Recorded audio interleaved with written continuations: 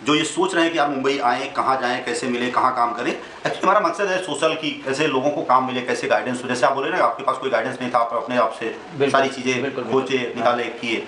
तो जैसे हमारा कोई जो ये हमारे जो दर्शक हैं वो देख रहे हैं, उनके लिए क्या बताएँगे कि कैसे मुंबई आएँ तो कहाँ जाएँ, कहाँ ना जाएँ, कैसे काम खोजें? ये आपने बहुत अच्छी बात कही और यकीन मानिए जब मैं शुरू में मुंबई आया था तो मुझे भी इस चीज़ की बड़ी ज़रूरत महसूस हुई थी कि यार अगर हम यहाँ आते हैं, दर्शकों में आपको यही बताना चाहूँगा, अगर कोई भी आर्टिस्ट मुंबई आना चाहता है और मुंबई आकर काम करना चाहता है तो उसे दो बड़ी अच्छी चीज़ है जिनको वो अपने साथ कैरी करके लाए तो बहुत बढ़िया रहेगा। पहला तो उसके अंदर काम करने की इच्छा होनी चाहिए और दूसरा उसके अंदर पेशेंस होना चाहिए, क्योंकि मुंबई नगरी माया नगरी है। यहाँ नहीं पता आपको एक दिन बाद काम मिलेगा या एक साल बाद काम मिलेगा। लेकिन उसमें सबसे अच्छी चीज़ जो मैंने यहाँ आकर लर्न करी मदन जी, मैं आपको बताऊंगा कि मैं जब तक दिल्ली में काम कर रहा था तो मुझे ऑडिशंस के बारे में कुछ नॉलेज नहीं थी। मुझे नहीं पता था ऑडिशन वगैरह कैसे बनाया जाता है, कैसे क्या करना होता है।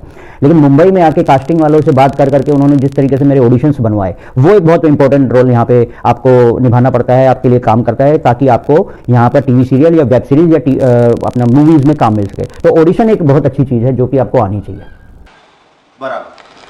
लगे हाँ, तब ये भी बता दीजिए कि ऑडिशन कैसे बनाएं, अच्छा ऑडिशन कैसे बनाएं, प्रॉपर ऑडिशन कैसे बनाएं, क्या क्या उसमें ज़रूरत होती है, कैसा बैकड्रॉप हो, कैसे कपड़े हो, कैसी लाइनें हो, उसकी प्रिपरेशन कैसे? जी ऑडिशन के लिए जैसा मेरा एक्सपीरियंस रहा है वो मैं आपको शेयर करता हूँ। मैं आया तो यहाँ ऑडिशन के लिए स्क्रिप्ट की ज़रूरत पड़ती है सबसे पहले तो, कि क्या लाइनें हमें बोलनी है, कैमरे को कैसे फेस करना हमें आना चाहिए। तो फ्रेम सेट करना, कैमरे को किस तरीके से रखना है, जैसे कि मोबाइल से एक्चुअली यहाँ पे ऑनलाइन ऑडिशंस के लिए जो भी हम काम करते हैं वो मोबाइल के थ्रू करते हैं, तो मोबाइल का एंगल हमें करीब ऐसे रखना पड़ता है। इसको इस तरीके से कभी भी हमें शूट नहीं करना है, हमेशा इस तरीके से शूट करना है। दूसरा फ्रेम के यानी कि हमारा जो फेस है वो बिल्कुल इसके सेंटर में आना चाहिए, ठीक है। तीसरी बात आती है कि हमें लाइनें याद रहनी चाहिए ताकि हम उसको अच्छे से कैमरे के सामने बोल पाए एक्सप्रेशंस के साथ। तो उसके लिए मैं कम से कम 8 से 10 बार रीडिंग करता था मदन जी, ताकि मुझे वो लाइनें अच्छे से याद हो जाए। और याद करने के बाद उसे कैमरे पे बोलने के लिए जो इच्छा और जो टैलेंट की ज़रूरत होती है वो तो हमें है ही।